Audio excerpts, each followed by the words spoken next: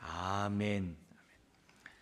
네, 오늘 하나님 말씀은 에스겔 42장 그리고 43장 12절까지 우리 하나님 말씀 보도록 하겠습니다. 구약 1219페이지 42장 1절 이하의 말씀인데요, 우리 한 부분을 읽도록 하겠습니다. 우리 43장에서 우리 한번 읽겠습니다. 1절부터 5절까지 43장 1절에서 5절 말씀 교도하겠습니다. 그 후에 그가 나를 데리고 문에 이르니 곧 동쪽을 향한 문이라. 이스라엘 하나님의 영광이 동쪽에서부터 오는데 하나님의 음성이 맑은 물소리 같고 땅은 그 영광으로 말미암아 빛나니 그 모양이 내가 본 환상 곧 전에 성읍을 멸하러 올 때 보던 환상 같고 그 발강가에서 보던 환상과도 같기로 내가 곧 얼굴을 땅에 대고 엎드렸더니 여호와의 영광이 동문을 통하여 성전으로 들어가고 같이요 영이 나를 데리고 안뜰에 들어가시기로 내가 보니 여호와의 영광이 성전에 가득하더라. 아멘. 아멘. 네, 지금 40장에서부터 43장 12절까지는 새 언약의 백성을 하나님이 새 성전 삼겠다라고 하는 그 메시지가 43장에서부터 12절이에요. 그러니까 예수님이 이 땅에 오신 목적이 뭡니까? 새 성전을 만들기 위해서, 새 언약을 맺고 저와 여러분들이 새 성전으로 삼기 위해서. 그래서 새 성전은 뭐예요? 하나님이 계셔야 되잖아요. 그럼 어떻게 거룩해야 되잖아요. 그러니까 어떻게 해야 돼요? 우리 안에 부정한 것을 보혈로 깨끗하게 쓰시는 거예요. 그러니까 너무 이 주님이 이 땅에 오신 목적이 결국 성전을 세워가지고 우리의 심령에 또 우리 가운데 하나님이 임재하시기 위해서 예수님이 십자가의 보혈로, 십자가의 죽음을 통해서 우리들에게 그와 같은 은혜들을 이제 베풀어 주신 거죠. 그러니까 우리가 새 언약 백성과 새 성전을 항상 생각하면서 신앙생활해야 되고, 예수님이 이 땅에 오셔서 새 성전을 세우기 위해서 그 당시 예루살렘 성전에서 하는 그 사역을 예수님이 멜기세덱의 반차를 쫓은 대제사장으로서 성전, 예루살렘 성전 바깥에서 성전 기능을 하잖아요. 죄를 사하는 그런 행위를 행하지 않나, 뭐 문둥병 환자를 깨끗게 하는, 청결케 하는 일을 하지 않나, 여러 가지 그런 일들이 예루살렘 성전 바깥에서 하거든요. 왜요? 우리 주님이 성전이시고 또 이 땅에 새 성전을 세우기 위해서 오신 분이라는 것을, 이 에스겔의 예언을 성취하러 오신 분이라는 것을 우리에게 보여주는 거예요. 그래서 지금 43장 12절까지 이제 새 성전에 나오고, 새 성전에는 새로운 법이 있어야 되잖아요. 이제 그리고 새로운 땅에 대해서 그 뒷부분이 지금 이제 계속 이제 하게 됩니다. 오늘 이 42장에 들어와서는 뭐냐면 바깥들로 이제 나가는 거예요. 성전이 있고 안뜰이 있고, 그 안뜰 바깥에 바깥들이 있고 마지막 담이 있거든요. 그래서 바깥들에 가니까 바깥들에 뭐 있느냐, 거기 1절부터 14절에 나와 있는 그 핵심 내용은 뭐냐면 제사장들의 방들이 성전과 성전 이 뒤쪽에 이제 서쪽이거든요. 그 서쪽에 있는 그 방을 감싸고 제사장들의 방이 딱 이렇게 그 안에 있다는 것을 우리에게 보여주는 것이 42장 2절부터 14절이에요. 그래서 여기서 이제 강조돼야 될 그 성경 규절이, 강의 안에 그 장이 좀 잘 표시가 안 되는데 42장 13절이에요. 거기 13장에 있는 42장 13절에 있는 그 내용을 우리 같이 한번 전반부만 우리 강의 안에 따라서 읽도록 하겠습니다. 그가 내게 이르되 좌우 골방 뜰 앞 곧 북쪽과 남쪽에 있는 방들은 거룩한 방이라 하면서 제사장의 방들을 딱 이제 설명하고 있는 것을 보게 됩니다. 자, 그리고 나서 이 뒷부분에 이제 15절부터 20절까지는 이 바깥 벽에 대해서 이제 이 치수를 재면서 이제 설명이 나옵니다. 그래서 가로 세로 500척씩 이렇게 되는 그러한 담을 측량한 내용이 15절에서부터 20절입니다. 근데 이렇게 담을 이렇게 세우는 그 목적이 20절 하반절에 나와요. 우리 강의 안에 두 번째 나와 있는 내용인데요. 우리 강의 안에 따라 한번 읽겠습니다. 그 담은 거룩한 것과 속된 것을 구별하는 것이더라. 그렇죠. 당연하게 거룩한 것, 속된 것을 구별해야 되는 것이 담의 역할이라는 것을 우리들이 이제 생각해 볼 수 있는데, 그걸 얘기해 주는 거예요, 에스겔에게. 그리고 나서 이제 43장 1절부터 12절까지 그 하나님의 성전에 하나님의 영광이 임하는 그런 장면입니다. 그래서 그러면서 그 안에 임하면서 이 하나님의 영광이 드러나는데, 하나님은 거룩한 분이기 때문에 부정하고 더러운 것이 있을 수 없잖아요. 부정하고 더러운 것에서는 아버지의 거룩한 이름이 더럽힘을 당하잖아요. 근데 다시는 그런 일이 생겨나지 않도록 하겠다. 그게 이제 강조돼요. 그래서 우리 강의 안에 있는 것처럼 7절, 43장 7절 강의 안에 내용을 한번 읽겠습니다. 다시는 내 거룩한 이름을 더럽히지 아니하리라. 이제 요 세 가지 강조점 우리 구절을 보면서 오늘 말씀을 보도록 하겠습니다. 지금 42장 12절까지는 새 성전을 얘기하는데, 성전에서 가장 핵심적인 게 어디겠어요? 성소와 지성소겠죠. 그죠? 성소와 지성소가 가장 중심이 되겠죠. 그 중심을 그 말씀을 중심으로 이렇게 대칭 구조로 43장 12절까지 기록되어 있습니다. 예전에 나눠드린 그러한 거기 규절에, 그 성경 규절에 있는 내용입니다. 결국 이 42장은 바깥들 동쪽으로부터 시작해 가지고서 결국 어떻게 돼? 다시 바깥들 동쪽의 담으로 끝나는 거예요. 그게 이제 40장, 41장, 42장이 지금 기록되어 있는 것을 우리가 이제 볼 수 있습니다. 그리고 나서 이제 영광이 임하는 것으로 되는데요. 자, 그러면 42장 1절부터 14절 바깥들에 어떤 것들이 있느냐? 거기 보면 제사장들의 방들이 있다. 여기 그림을 한번 잠깐 좀 볼래요? 그 성전에 지금 이 화면에 우리 그림 볼 수 있나요? 네. 여기 이렇게 보면은 저기 이 북쪽, 우리 그대로 보면 됩니다. 위가 이제 북쪽이고 아래가 남쪽이고, 여러분들 이제 동쪽. 항상 동쪽에서 주님이 이제 다시 오심이 있고 돋는 해가 뜨기 때문에 항상 동쪽. 그래서 광야에서 12지파가 진을 칠 때도 유다 지파가 항상 동쪽. 뭐 그런 걸 이제 성경에 굉장히 이렇게 일률적으로 흐르는 것을 보시죠. 그러니까 이제 동쪽서부터 이제 나오는 거예요. 그죠? 이쪽에. 예, 우측에 있는 이쪽 동쪽입니다. 여기 동문. 저기 중간에 있는 것들이 이제 방으로, 벽으로 이제 기록되어 있고, 거기 보면 이제 일반 평민들의 방들이 담을 따라 쭉 이루어지게 돼요. 그래서 가로 세로가 다 500척으로 되어 있어요. 500척으로 되어 있는 그런 구조입니다. 근데 저 시커먼하게 나와 있습니다만, 저쪽 서쪽에 보면은 신비한 서쪽 건물이 제일 끝에 있고, 그 가운데 있는 게 이제 성전이에요. 성소와 지성소가 있는 그런 부분이 나오고 있고, 그 앞에 네모가 있는데 그 가운데 까만 그 점이 나오잖아요. 그렇게 사각형이요. 그게 이제 제단인데 거기가 안뜰이에요. 예, 번제단이 있는 곳이 안뜰이고, 나머지 그 바깥에가 뭐예요? 제사장, 저기 뭐예요? 바깥뜰이에요. 근데 저기 보면 제사장의 방들이 지금 뭐예요? 신비한 서쪽 건물과 성전을 이렇게 감싸고 있잖아요. 그죠? 그게 어디냐면 저 북쪽과 남쪽에, 이렇게 제사장들의 방이 이렇게 감싸고 있는 그런 구조로 되어 있는 것이 에스겔의 성전이에요. 근데 이 에스겔의 성전은 솔로몬의 성전과도 차이가 있어요. 그리고 스룹바벨이 바벨론 포로 갔다 온 다음에 성전하고도 차이가 있고, 예루살렘 성전하고도 차이가 있어요.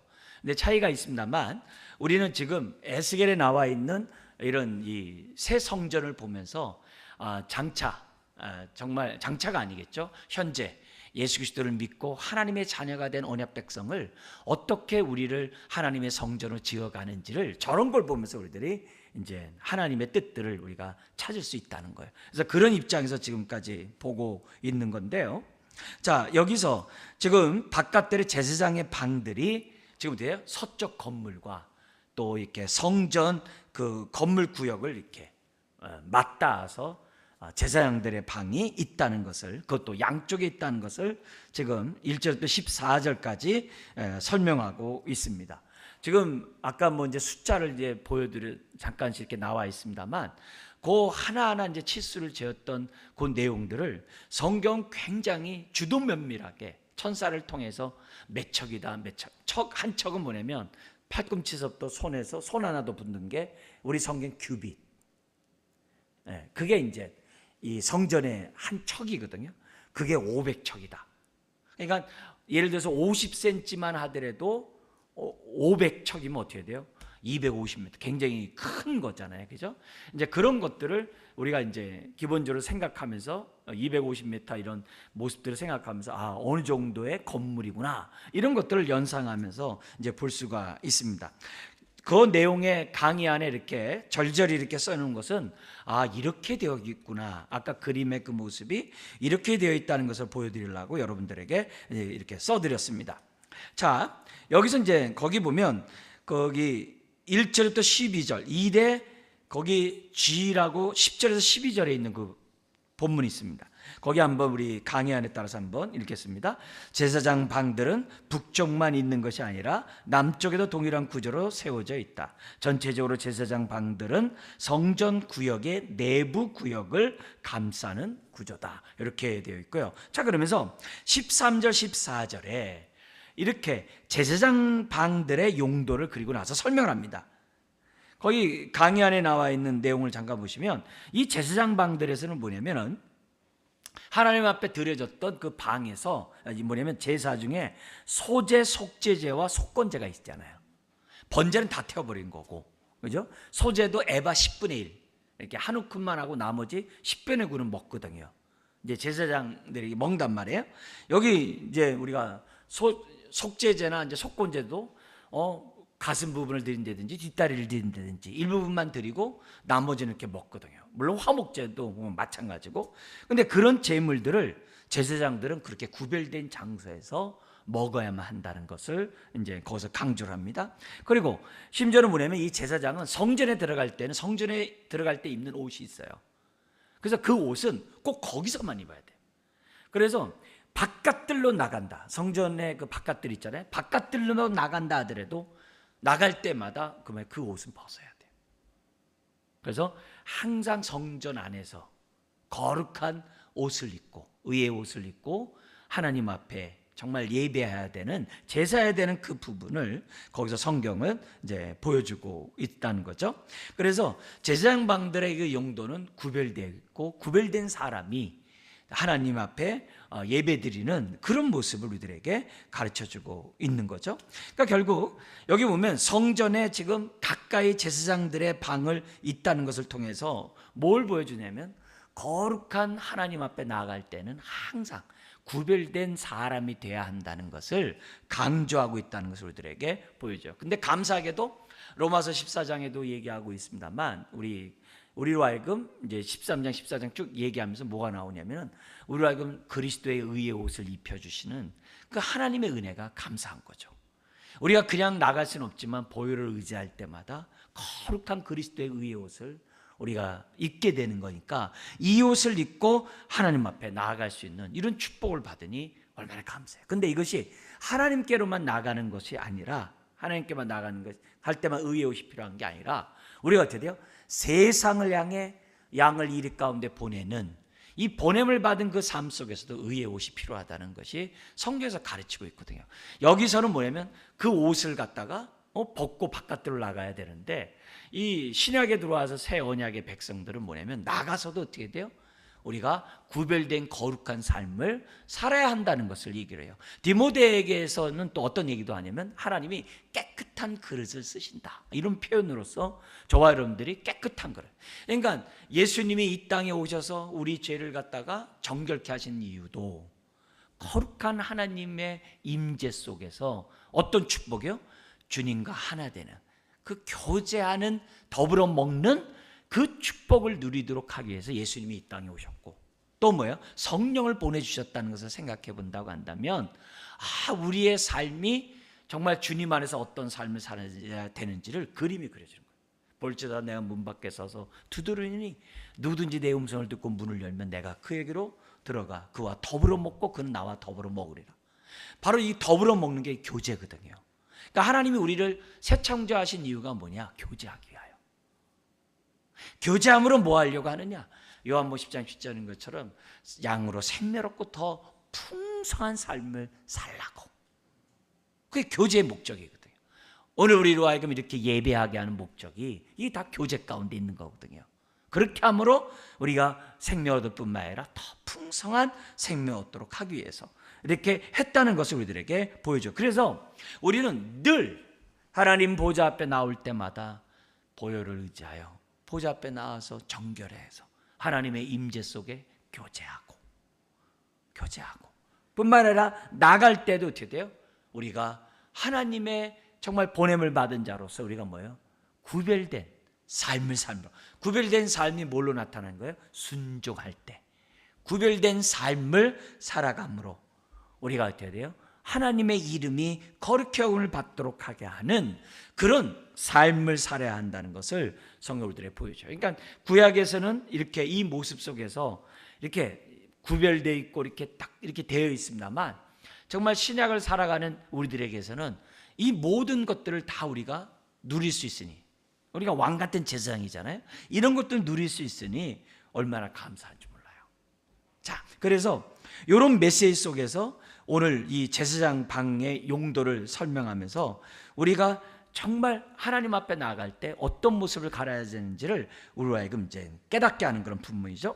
그리고 나서 두 번째 단락이 뭐냐면 15절부터 20절이에요. 바깥들 담벽의 측량과 목적이 나오는데요. 여기서 보니까는 이 녹과 같이 빛나는 그 천사 인도에 따라 에스겔을 바깥 동문으로 나가서 바깥들 담벽을 측량합니다. 그게 500척 가로 세로 그 500척을 이제 나온 것을 정사각형이라는 것을 지금 이 두 번째 단락은 강조하고 있습니다. 자, 아까 그림 다시 한번 우리 처음 보여주면요, 거기 그림을 이렇게 보면은 성전 구역의 동서 길이와 북과 남의 길이가 각각 어떻게 500척이 되는지 동서 북남으로 지금 이제 그림을 보면서 잠깐 우리 보도록 하겠는데요. 거기서 보면은 우리 한번 전체 이쪽 동쪽으로 한번 보세요. 동문 보이시죠? 동문 옆에 거기 뭐냐면 50이라는 숫자가 써 있죠. 그게 문 들어가는 그 현관문에 이렇게 길이 들어가잖아요. 그 길이에요. 그게 50척이라는 거예요. 근데 바깥들 100척을 지나가서 거기 뭐야? 안뜰로 들어가는 또 문이 50척이 또 있는 거예요. 그럼 두 개가 뭐가 돼요? 200척이 되잖아요. 그리고 나서 안뜰로 올라가요. 안뜰로 올라가면 뭐예요? 가로 세로가 100척이 돼요. 그럼 여기까지가 어떻게 돼요? 300척이잖아요. 그러면 성소와 지성소가 어떻게 돼? 또요? 저게 100척이거든요. 가로 세로. 그 뒤에 신비한 건물 쪽도 뭐예요? 가로 세로가 100척이에요. 그래서 100, 50, 50에서 어떻게 돼요? 500척이 되는 거예요. 그리고 거기 동문 끝에 보니까 거기 사선 이렇게 위에서 아래 이렇게 선이 거 있잖아요. 세 개의 동문에. 그게 뭐냐? 계단이에요. 그래서 계단이 어떻게 돼요? 점점 높아지게, 성전이 점점 높은 곳으로 어떻게 됐어요? 7계단, 8계단, 그 다음에 저 앞에는 왜? 10계단. 지성소에, 성소에 들어갈 땐 10계단. 이렇게 점점 올라가가지고 뭘 생각해? 이 에덴 동산을 이렇게 연상시키는, 에덴 동산에 하나님의 임재 속에 하나님의 성전이 있었잖아요. 그렇잖아요. 그래서 창세기 1장 3장에 나오는 그 용어 자체가 제사장 용어들을 많이 써요. 하나님이 동산을 거니시더라.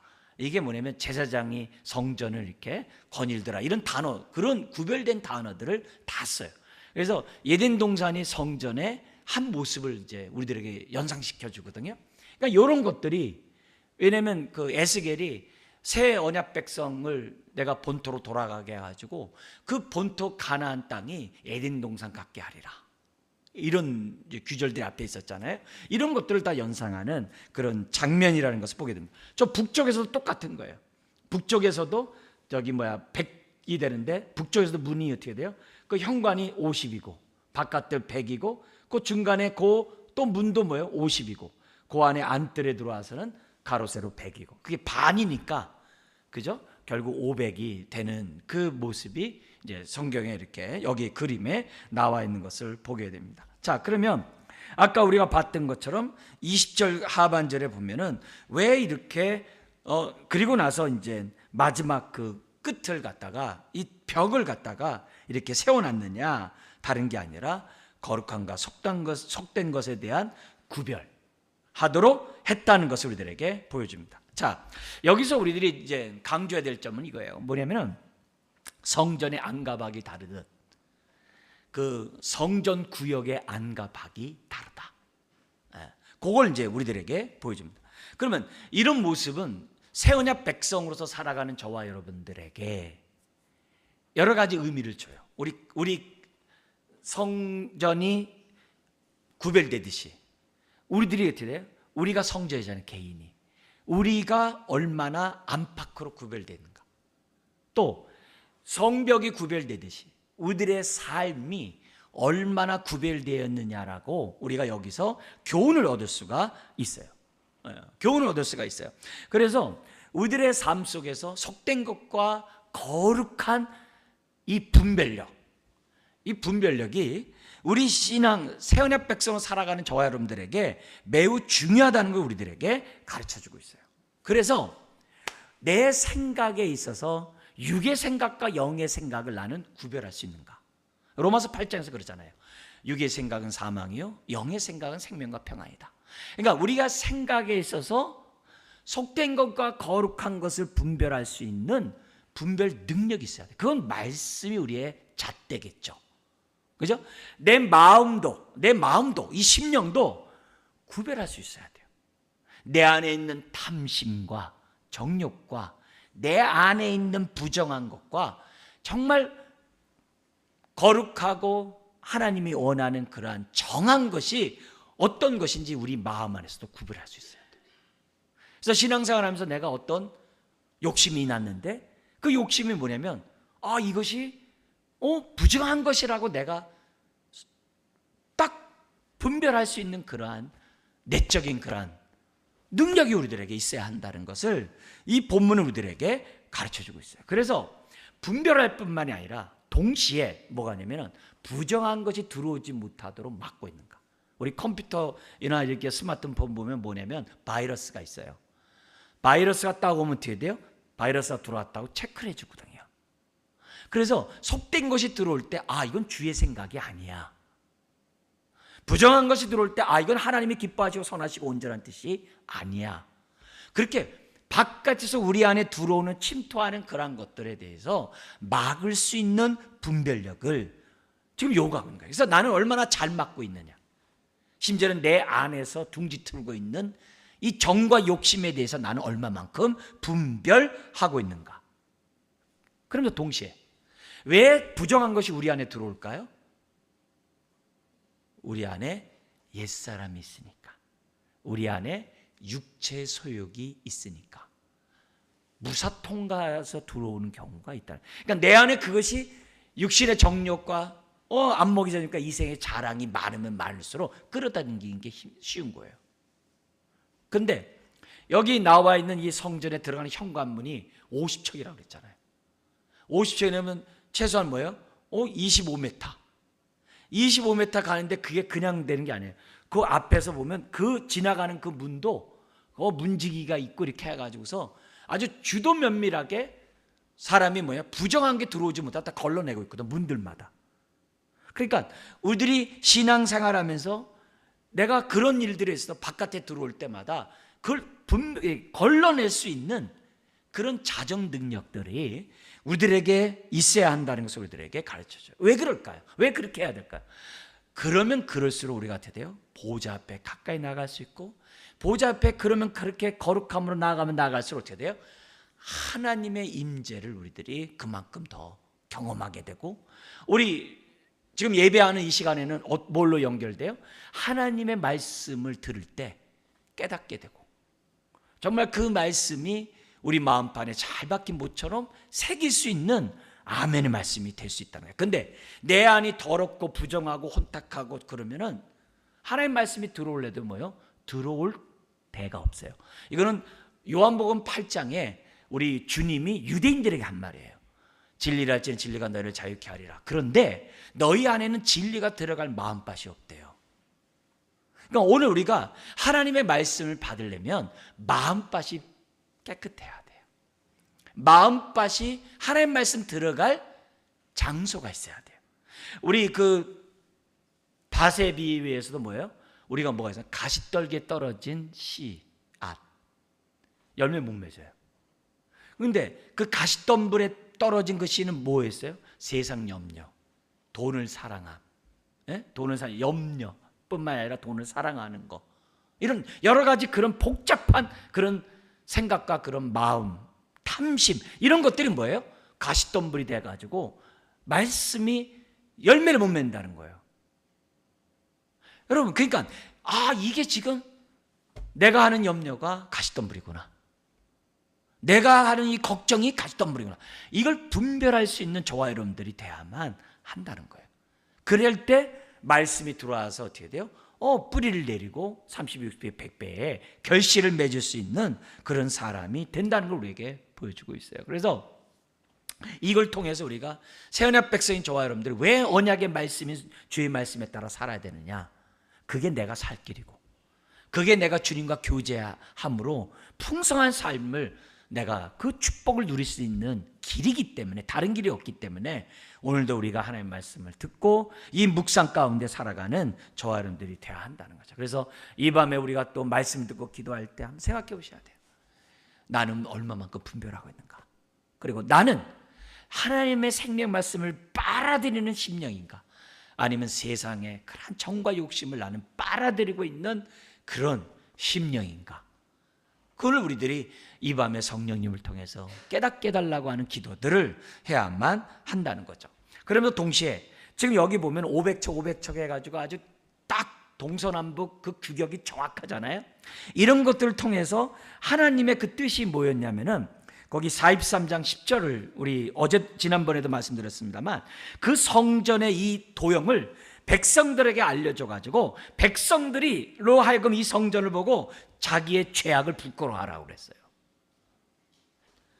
그래서 이 성전 보면서 저 성전 복잡하네, 이게 아니라 그걸 보면서 이제 제가 여러분들에게 설명하듯이 에스겔이 설명해가지고 뭐냐면, 백성들로 하여금 자신의 부정함에 대해서, 심지어는 뭐예요? 과거에 정말 하나님의 은혜를 받기 이전에 바벨론 포로로 끌려가고 또 끌려가서도 하나님에 대한 그런 갈망함 없이 정말 세속에 삭해 살았던 그 모습, 이런 모습 가운데 웬 은혜인지 왜 축복인지 본토로 돌아오게 해가지고 하나님의 성전이 되게 했잖아요.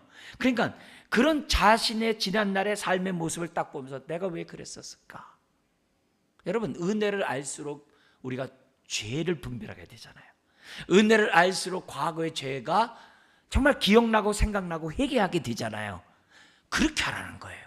그러니까 이렇게 정확한 치수를 통해서 우리들이 봐야 될 것이, 우리가 특별히 부끄러워야 될 것은 뭐냐면 과거의 옛생활에 대해서 부끄러워해야 되고, 근데 부끄러워하는데 그냥 부끄러워하는 게 아니라 하나님의 말씀에 따라 철저하게 50척, 100척, 막 9, 아니 뭐 10척, 막 6척 막 이런 되듯이 아주 말씀에 따라서 우리가 어떻게 해야 돼요?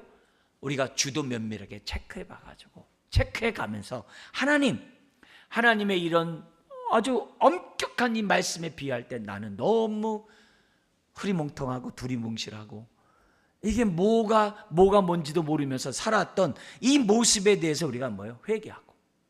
그래서 사실 본질적인 문제를 회개하죠. 뭐예요? 하나님의 임재를 방해하고 하나님의 교제를 방해하고 나를 통해서 거룩히 여김을 받는 그 이름의 영광을 방해한 그 죄에 대해서 어떻게 해야 돼요? 부끄러워하고 회개하게 하는 그런 하나님의 뜻이 이 본문 안에 있다는 것을 우리들에게 보여줘요. 그리고 여기 있는 성전은 훗날에 완성된 성전이 아니라 지금 지어져가는 성전이라고 했어요. 그래서 끊임없이, 그러니까 부끄러워하는 거죠. 여기 부끄러워한다는 이 얘기가 이미 36장에 나왔잖아요. 성령이 내가 성령을 주리니 성령이 너에게 임함으로 너희들이 죄를 부끄러워하리라. 앞에서 했거든요. 그 얘기를 지금 또다시 지금 반복하면서 주님이 우리들에게 하고 있다는 거죠. 자, 이렇게 하고 43장 1절부터 12절 이렇게 다 끝난 이 성전에 드디어 뭐예요? 영광이 들어가는 장면이 1절부터 5절에 나오게 됩니다. 여기 보면 그 영광을 보는데 에스겔이 옛날에 봤던 영광이에요. 여기 두 가지가 나옵니다. 하나는 뭐냐면 성전이 우상으로 가득 차 있을 때 그 성전을 멸하기 위해서 자기가 봤던 그 영광, 그 영광, 그 영광이고, 두 번째는 뭐냐면은 그발강가, 여기 에스겔 1장에서 자기가 탄식하고 한탄하고 이 유다 백성의 이 앞날의 우울함, 이 모든 여러 가지 하나님의 거룩한 이름을 더럽힌 것에 대한 이 분함, 막 복같은 마음으로 그발강가에 있는데 하나님의 영광이 임했거든요. 그래서 자기가 봤던 그 성전에서의 영광과 그발강가의 그 영광을 지금 얘기를 합니다. 그죠? 근데 그 영광이 거기에요, 4절에 항상 동쪽이에요. 동쪽을 통하여 성전으로 들어가요. 그런데 5절에 영이 나를 들어내리고 안뜰에 들어가시기로. 안뜰에 뭐가 있어요? 번제단이 있었잖아요. 제단이 있었잖아요. 그죠? 안뜰에. 그죠? 들어가시기로. 내가 보니 여호와의 영광이 어디예요? 성전에 가득하더라. 이게 여러분 강의 안에 보면은 참고 규절에 10장 19절이 있었어요. 그 10장 19절이 뭐였죠? 여기 성전에 우상이 많음으로 인해서 뭐예요? 하나님이 더 이상 그 성전에 있을 수 없어서 어디로 가냐면은 성전에서 나와, 그렇게 돼 있어요. 나와서 어디에? 안뜰, 바깥들이 아니라 번제단이 있는 안뜰 동문에 머물다가, 그 동문에서 가고 싶지 않은 거예요. 그래서 머물고 계시다가, 그리고 어디로 가냐면 성읍 동쪽으로, 동쪽인 바깥문 쪽으로 나가버리는 이런 장면이 10장 19절에 나오거든요. 근데 이제는 다시 어떻게 돼요? 저 동문, 바깥들 동문으로부터 시작해서 안뜰 동문으로 해가지고 지금 성전으로 들어오는 이런 모습을 지금 하나님이 보여주고 있다는 거죠. 자, 여기서 보면 그 영광을 보니까 2절 같이 한번 읽겠습니다. 이스라엘 하나님의 영광이 동쪽에서부터 오는데 하나님의 음성이 맑은 물소리 같고 땅은 그 영광으로 말미암아 빛나니. 영광이 임하는데 그 영광의 그 모습 가운데 뭐가 있냐면 하나님의 음성이 막 맑은 물소리 같고 그런 게 막 영광 가운데 들리는 거예요. 심지어 땅은 어떻게 돼요? 영광으로 말미암아 빛이 일어나고 있어요. 그러니까 하나님이 가는 곳에서는 뭐였어요? 맑은 물소리 같은 하나님의 음성이 있는 거예요. 하나님의 영광이 있는 곳에서는 맑은 물소리 같은 하나님의 음성이 나오는데, 그 음성이 이제는 뭐예요? 이제 6절 이하에 어떤 음성이 나오는지 쫙 설명을 해요. 그 맑은 물소리의 내용, 그 가운데 한 내용들이 나옵니다. 그리고 나서 그 영광이 있는 곳에는 어떻게 돼요? 땅이 뭘로 비쳐요? 영광으로 말미암아 빛나고 있다는 것을 이제 보게 됩니다. 그러니까 이런 여기 그 맑은 물소리 같은 그 하나님의 음성은 정말 구약에서부터 계시록까지 계속 임한 거예요. 하나님의 음성이. 무엇보다도 우리가 어떻게 돼요? 예수 그리스도의 그 입에서 나오는 말씀을 통해서, 영이요 생명의 말씀을 통해서 사람들이 어떻게 돼요? 살아나는 축복을 누리게 되고, 성령이 말할 수 없는 탄식 가운데 하는 그 음성 소리를 통해서 우리로 하여금 회개케 하고 순종케 하고 하나님 앞에 나아가게 하는 이런 역사가 지금 어떻게 돼요? 영광에서 뭐가 있는 거예요? 영광만 있으면 안 되잖아요. 거기서 어떻게 돼요? 말씀이 나와야죠. 그죠? 맑은 물소리 같은 말씀이. 어떤 때는 에스겔 같은 경우에는 이제 나 죽여주세요 했던 에스겔 같은 사람에게는 어떻게 나타나요? 하나님의 음성이 세미한 음성 가운데 나타나셔서 그의 그런 아주 그냥 가라앉은 그런 나 죽여주세요 하는 그런 마음들을 다 위로하고 치유하고 회복하는 목소리로, 어떤 자에게는 어떻게 돼요? 정신 차리라고 하는 메시지로, 그죠? 어떤 자에게는 갈 바라지 못한 자에게는 똑바로 갈 수 있는 그 길을 다양하게 우리가 뭐예요? 말씀하죠. 그러니까 이런 의미에서 영광이 있는 곳에는 뭐가 있다? 하나님의 말씀이 있다. 그걸 우리들이 항상 생각해야 돼요. 그리고 또한 영광이 있는 곳에는 어떻게 돼요? 어둠이 빛으로 바뀐다. 그래서 내 심령이 지옥 같은 마음이 하나님 나라로 바뀐 거고, 나 때문에 어떻게 돼요? 내가 빛과 소금이니까 나 때문에 어떻게 돼요? 나를 만나는 사람들이 빛으로 나오게 되고, 그잖아요. 내가 가는 곳마다 어떻게 돼요? 그곳이 변하게 되고. 그래서 우리가 내가 얼마나 하나님의 임재 속에 교제하고 있는지 아닌지는 내가 빛과 소금의 삶을 잘 살고 있나 안 살고 있나를 보면 내 스스로가 하는 거예요. 내가 빛과 소금의 삶을 살지 않으면 내 안에서 뭐예요? 어둡다 이게. 어둡다 이게. 하나님의 임재가 내 안에서 하나님의 그 빛이 발하지 못한다 이게요. 우리가 영광을 돌린다고 해서 내가 영광 안 돌리면 영광 안 받고 그럽니까? 그게 아니잖아요. 영광을 돌린다는 말은 반사한다. 달이 태양의 빛을 받아 반사하듯이 하나님의 영광을 받아 반사하는 인생이 돼야 되거든요. 근데 그 빛은 다른 게 하는 게 아니라 우리의 성전이 하나님의 임재 가운데 우리가 온전히 거하는 삶을 살아야 한다는 것을, 그러니까 이런 모습을 통해서 우리가 성령님 깨닫게 해주시고, 성령님 정말 내가 이 성전이 나에게 온전히 세워질 수 있도록 나에게 은혜를 달라고, 정말 분별할 눈을 달라고 기도하는 이 시간이 돼야만 한다는 거죠. 그래서 하나님, 내가 가는 곳마다 주의 영광이 나타나 주의 이름이 거룩히 여김을 받아 빛으로 변하게 하여 주시옵소서. 어둠이 떠나가게 하여 주시옵소서. 사망에 있는 자들이 생명을 얻게 하여 주시옵소서. 해야 된다는 거죠. 그리고 나면서 여기 보면 5절에 그 영광이 하나님의 성전에 가득하다. 여러분, 하나님이 우리 안에 계시는데 영광은 제쳐놓고 우리 주님만 살짝 와 계실까요? 그런 일 없어요. 주님이 있는 곳에는 영광이 충만한 줄 믿습니다. 그러니까 우리가 그 영광이, 정말 충만한 영광이 나를 통해서 나타나도록 해야 되는 거죠. 그게 예배를 통해 나타나든, 그게 섬김을 통해 나타나든, 그가 뭘 통해 나타나든 우리가 그 빛을 드러내야 한다는 것을 우리들에게 가르쳐주고 있어요. 무엇보다도 우리 안에 그 영광 가운데 함께 하시니 이게 보통 하나님의 축복이 아닐 수 없는 거죠. 그래서 요한복음에서 예수 믿느냐 안 믿느냐? 저 믿어요. 아멘. 근데 요한복음 1장에서는요, 예수를 믿느냐? 그러면요, 믿는다는 걸 갖다 보다라는 단어와 연관해서 설명했어요. 그 대표적인 게 뭐냐면 요한복음 1장 14절이에요.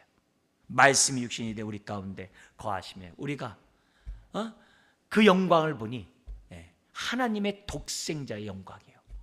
은혜와 진리가 충만하다. 우리가 보니, 예수 그리스도를 딱 보니 하나님의 영광이 충만하다니까. 그게 예수 믿는 사람이에요. 그러니까 주님을 보면서 주님의 영광을 보지 않고 믿는다는 것은 우리가 한번 생각해 보라는 거예요. 십자가의 그 영광을 보지 않고 내가 어떻게 십자가를 믿느냐고 말할 수 있냐 이게. 없다 이게요. 그 얘기를 지금 요한복음에서는 아주 1장에서부터 딱 강조하고 있거든요. 우리가 보니 딱 그러거든요. 이게 우리들의 신앙 속에서 얼마나 중요한지 몰라요. 더구나 감사한 것은 허물과 죄로 죽었던 우리를 갖다 살려주시고 정말 우리에게 독생자를 통해서 우리에게 하나님의 영광의 성전이 되도록 우리를 해줄 뿐만 아니라 이렇게 세워가게 하시니 이 자체가 얼마나 감사하고 축복이냐 이게요. 그래서 하나님, 우리가 기도할 때 나를 통해 하나님의 영광이, 그 충만한 영광이 온전히 나타나게 해주십시오. 탐욕 때문에 가리우지 않게 하시고, 죄악 때문에 가리우지 않게 하시고, 정욕 때문에 가리지 않도록 하나님 도와주십시오. 여러분, 새 언약 백성은 하나님의 성전인 걸 믿으시기 바랍니다. 내 안에 하나님의 영광이 충만하다는 것을 믿어야 돼요. 그래야 믿음은 바라는 것들의 실상이고 보지 못하는 증거예요. 믿어야 돼요. 믿지 않고 우리가 어떻게 하나님의 영광을 드러내겠어요? 어떻게 하나님이 기뻐하는 삶을 살겠어요? 그리고 나서 6절부터 9절에서부터 성전에서 내게 하는 말을 내가 듣고 있을 때, 아까 맑은 물소리 같은 하나님의 음성이 딱 들려나고 있는데 뭐라고 그러냐면은 이렇게 얘기합니다. 거기 7절에 이런 표현을 썼어요. 우리 한번 7절 같이 한번 읽겠습니다. 그가 내게 이르시되 인자야, 이는 내 보좌에 쳐서 내 발을 두는 쳐서 내가 이스라엘 족속 가운데 영원히 있을 것이라. 이스라엘 족속 곧 그들과 그들의 왕들이 음행하며 그 죽은 왕들의 시체로 다시는 내 거룩한 이름을 더럽히지 아니하리라. 이렇게 기록되어 있습니다. 그러니까 여기 보면은 이 성전에 대해서 이제 설명하면서 뭐냐면 다시는 내 거룩한 이름을 더럽히지 않겠다. 그리고 36장 37장에 뭐예요? 다시는 더럽히지 않게 해서 뭐 한다고 그랬어요? 성령 우리에게 주시겠다 그랬어요. 새 영과 새 마음을 주시고 성령을 주시겠다고 그랬어요. 그래서 정말 순종하는 자가 되어서 다시는 더럽히지 않게 하겠다고 했잖아요. 그 얘기를 지금 뭐냐면 또다시 지금 하고 있어요. 여러분, 성전이 어떤 곳이냐? 7절에 보니까 하나님의 보좌예요.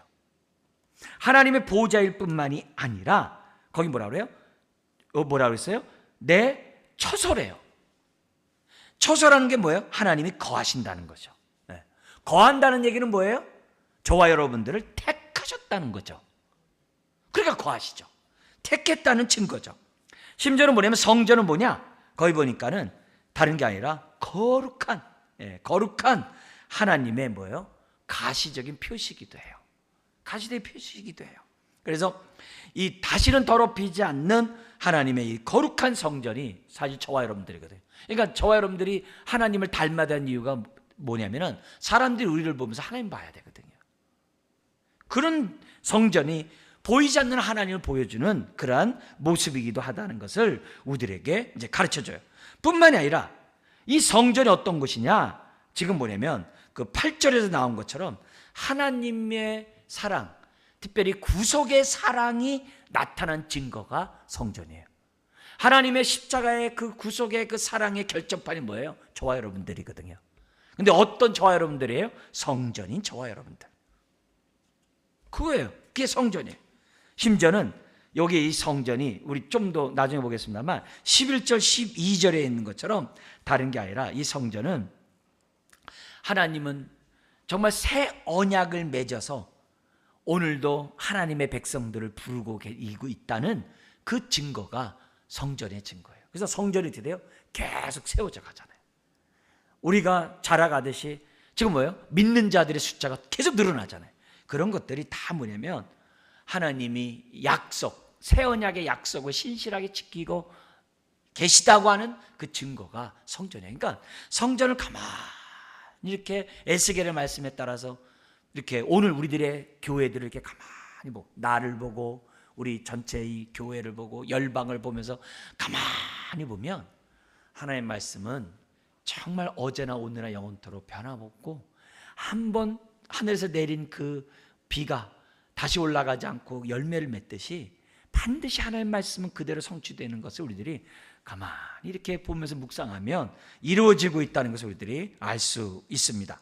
자, 이런 가운데 여기 특별히 요 하반부에 이런 말이 있어요. 뭐냐면은 우리 하나님께서 이런 얘기합니다. 영원히 있을 곳이기 때문에 다시는 내 거룩한 이름에 더럽히지 않는다고 했는데 뭐라고 그러냐면은 이스라엘 족속 곧 그들과 그들의 왕들이 음행하며, 여기 음행은 대표적인 우상숭배예요. 음행하며 그 죽은 왕들의 시체로 다시는 내 거룩한 이름을 더럽히지 아니하리라. 북이스라엘은 뭐 다 더럽혔고 남유다 가운데 어떻게 돼요? 많은 남유다 왕들이 더럽혔어요. 므낫세 왕 같은 경우는 완전히 우상단지로 만들어 버렸거든요. 그러니까 다 더럽혔어요. 그래서 그런 일이 다시는 없도록 하겠다고 했는데요, 주목할 게 있어요. 근데 우리 성경에 그게 안 나타나는데 이게 뭐냐면 왕이라고 했을 때 에스겔에서는요, 이 군주, 하나님 대신 통치하는 왕, 일명 군주라는 단어를 썼어요. 그 군주라는 그 단어를 왕으로 번역을 했어요. 그냥 군주로 번역하면 더 좋을 텐데 에스겔에서 그냥 왕으로 번역을 했어요. 그래서 우리가 구분을 해야 돼요. 군주의 왕인지. 근데 여기서는 뭐냐면 하나님만이 진정한 왕이거든요. 그잖아요? 그리고 나머지 왕들은 뭐예요? 인간은 다 뭐예요? 다 거기에 따라서 사는 군주예요. 근데 여기는요, 하나님에게 쓰는 그 왕을 여기다 썼어요. 그럼 왜 그렇게 썼을까? 왜 계속 군주라고 그랬는데 여기서 하나님에게 쓰는 왕을 왜 여기다 왜 썼을까? 딴 거 없어요. 자기가 왕 노릇한 거예요. 자기가 하나님 노릇한 거예요. 그러니까 뭐예요? 우상 숭배하고 하나님의 이름을 더럽힌 그런 행동을 한 거죠. 그래서 하나님은 의도적으로 어떻게 해야 돼요? 왕이라는 단어를 딱 쓰면서 어떻게 돼요? 하나님 노릇한 그 죄악된 그 자들이 더 이상 없게. 그래서 우리가 예수 그리스도를 믿으면서 예수님을 나의 구세주 주님이라고 고백하는 것이 얼마나 복된 고백인지 몰라요. 얼마나 복된 고백인지 몰라요. 자, 그래서 그리고 또한 그 왕들이 음행을 했을 뿐만 아니라 8절에 보면 뭐냐면 그들이 그 문지방, 여기 앞에 그 그는 뭐냐면 왕국의 문지방, 왕국의 이 문지방을 성전의 문지방 곁에 둬버렸어. 벽 하나 사이로. 이게 뭐예요? 속된 것과 거룩한 것을 구별하지 않았다 이 말이에요. 그런 죄악을 범했다는 거예요. 원래 그 성전에 누구예요? 제사장들 같이 이렇게 구별된 자들이 들어오는 건데, 왕들이 막 와가서 막 그냥 막 제사를 지내질 않나, 막 그 성전에다 우상단지를 만들어 놓잖아. 막 그렇게 해봤다는 그 죄를 얘기를 해요. 그러나 하나님이 어떻게 돼요? 내가 그것을 다 멀리해서 그 9절 끝에 내가 그들 가운데 영원히 살리라. 결국 이걸 통해서 뭐냐면 계속 여기 뭐야? 더럽히지 않는다는 말은 뭐예요? 계속 성전이 지어져 간다는 표현이에요. 재림 때 이루어지는 성전이 아니라는 거예요. 오늘 우리가 이렇게 하니까 결국 왜 거룩한 말씀을 자꾸 하느냐? 저와 여러분들과 영원토록 함께하고 교제하고 생명을 얻게 하고 풍성한 삶을 주고 싶어서 거룩하라 거룩하라. 하나님만 좋은 거 아니에요. 아니에요. 우리를 위해서 지금 이렇게 하나님이 하시는 거예요. 깨끗한 그릇이 돼야 한다는 것을 보여줍니다. 그리고 나서 10절에서 12절 뭐냐면 그걸 보여줘 가지고서 백성들 하여금 그 죄를 기억하고 깨닫고 회개하고 부끄럽게 여기도록 하라는 거예요. 그래서 부끄럽게 여기는 자들에게 더욱더 이 11절 12절 규례의 말씀을 가르쳐줘서 그들 하여금 어떻게 돼요? 죄를 회개하고 하나님 앞에 거룩한 자로 살아가도록 해야 한다는 것을 우리에게 보여주는 거예요. 그래서 여러분, 우리가 은혜를 받으면 받을수록 부끄러운 것을 회개하잖아요. 은혜를 받으면 받을수록 하나님 앞에 뭐예요? 정말 우리가 고개 떳떳이 듭니까? 당당히 주님 앞에 보좌 앞에 나갑니다. 말은 그렇게 하지만 주님 앞에 갈 때마다 왜 은혜입니까? 하면서 죄를 회개하면서 나가지 않습니까? 그게 정상이죠. 그게 새 언약 백성이죠. 그렇게 하겠다는 거예요. 네. 또 그렇게 하도록 성령님 우리 안에서 역사한다는 것을 우리들에게 보여주고 있어요. 그래서 여기 43장은 뭐냐면 1장에서도 3장에서 보여줬던 그 영광이 8장에서도 11장까지는 죄악으로 말미암아 떠났잖아요. 그 떠난 그곳에서 어떻게 돼요? 그래도 내가 성령을 보내주고 그래도 내가 다임 목자를 보내줘서 내가 내 백성을 내가 다 모을 것이고 내가 다시 그들 나의 성전으로 삼아서 내가 그들과 함께 있으리라 라고 얘기하셨는데 그 약속이 성취되는 것이 40장에서부터 지금 뭐요? 43장 12절에 이루어지고 있다는 것을 우리들에게 가르쳐주고 있습니다. 여러분, 엘리의 며느리가 아기를 낳다가 자기 시아버지와 자기 남편들이 죽었다는 얘기를 듣고서 아기를 출산하면서 어떻게 돼요? 뭐라고 해요? 아기 이름을 이가봇, 영광이 떠났다. 제일 비참한 그 이름이죠. 그래도 이런 인생에게 예수님을 보내주셔서 정말 다시 하나님의 영광이 우리 가운데 임하도록 하나님은 크신 은혜를 베풀어 주셨어요. 그렇다고 한다면 우리가 그 영광을 보면서 살자. 무엇보다도 내 안에 거하시는 영광을 보면서 살자. 영광을 보면요, 샘이 마르지 않는 샘물처럼 계속 솟아나는 샘물이 돼요. 근데 영광을 못 보면 솟아나는 샘물을 맛보지 못해요. 근데 예수님이 우리 안에 오신 이유가 뭐라고요? 솟아나는 샘물이 되기 위해서 오셨다 그랬거든요. 여러분, 오늘 이 말씀 우리가 배우고 은혜를 받읍시다. 그래서 우리들이 예수 그리스도를 믿는 자는 그 배에서 생수의 강이 흘러나오리라 라는 그 말씀이 우리에게 실현되게 해달라고 기도하는 이 밤 되길 주의 이름 축원합니다. 기도하겠습니다. 하나님 아버지, 오늘도 성령 하나님을 통하여 하나님의 영광으로 인도하시고 우리의 속사람이 구별하여 거룩하게 하시고 오늘도 보혈을 의지하여 주 앞에 이처럼 예배케 하시니 감사합니다. 주여, 우리가 하나님이 거하시는 성전으로서 하나님의 영광을 맛보게 하여 주시옵시고 하나님의 임재 속에 우리 신앙이 메마르지 않도록 은혜를 더하여 주옵소서. 믿사오며 예수님의 이름으로 기도드리옵나이다.